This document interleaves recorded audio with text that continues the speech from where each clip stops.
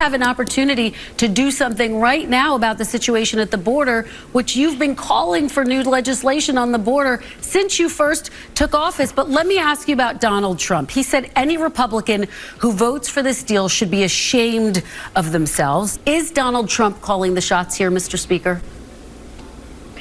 Of course not. He's not calling the shots. I got to ask you about just the Hill the last few days, because it really has been crazy and weird. You know, it's the first attempt to impeach a cabinet secretary in 150 years, and they miscounted the votes, and they're going to try again on Tuesday. What do you think about it? Let's just call a spade here.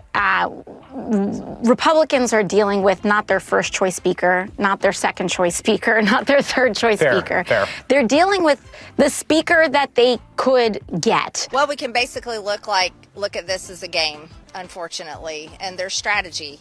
And they hid one of their members waiting to the last minute, watching to see our votes, trying to throw us off on the numbers that we had versus the numbers they had.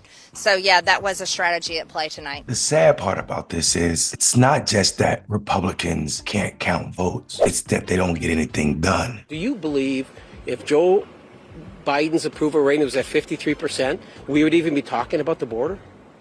We wouldn't be talking about the southern border. But he has to do something because he's hemorrhaging. He's bleeding. Just listen to the speaker, who was caught on a call the other day saying that we can't solve the border crisis until after the election. By the way, here's Congressman Troy Niels giving it all away. Giving it all away. Let's read this. Let me tell you, he's talking about immigration. Let me tell you, I'm not willing to do a darn thing right now to help a Democrat, to help Joe Biden's approval rating. I will not help the Democrats try to improve this man's dismal approval ratings. I'm not going to do it. He's saying he's not going to do anything on the border. And he's from Texas, which needs help. I'm willing to do stuff on the border. I'm willing to do it. But they're not willing to do it because they're doing what people hate about this place. They want to use it to raise money. They want to use it to politicize it. But they don't want to solve the issue. There's a deal on the table. They can solve the issue. Thank you, Mr. Chairman. Number one, the border isn't secure. He has continued to mislead, misrepresent, actually lie to the American people by saying that the southern border is closed. We haven't seen that. I've been there. Many members of Congress have been there. We've been from San Diego to Yuma, all the way into my great state of Texas. And thousands upon thousands, into the millions now, have crossed illegally into our country. So, no, the border isn't closed.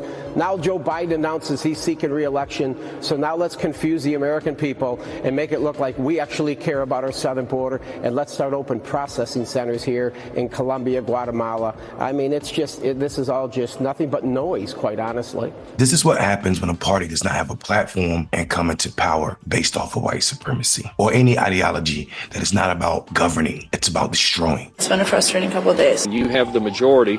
There is an expectation that you will be able to govern, and we've just struggled with that. Mr. Chairman, I yield back. Will the gentlelady yield for a question? No, I will not yield to one of your stupid questions that are always attacking me and attacking President Trump. How about a mediocre question? No, I don't want it. I do not want an your excellent question. No. A smart question. No. We're finding out that the Republicans not only can't count, but they don't understand how to push forward any agenda. What do I mean by that? This is the party that screamed that we had illegals coming across the border, criminals, rapists, terrorists, and fentanyl. This is what they've been telling the whole world since they've been in office. And they said it's Joe Biden's fault because he wants open borders. Now, one of their most conservative members proposed a bill, wrote and negotiated a bill with their support, and they all were going to support it until Donald Trump said no. So we don't need to ask if Donald Trump is running the shots or the show. We already know he is. The sad part about it is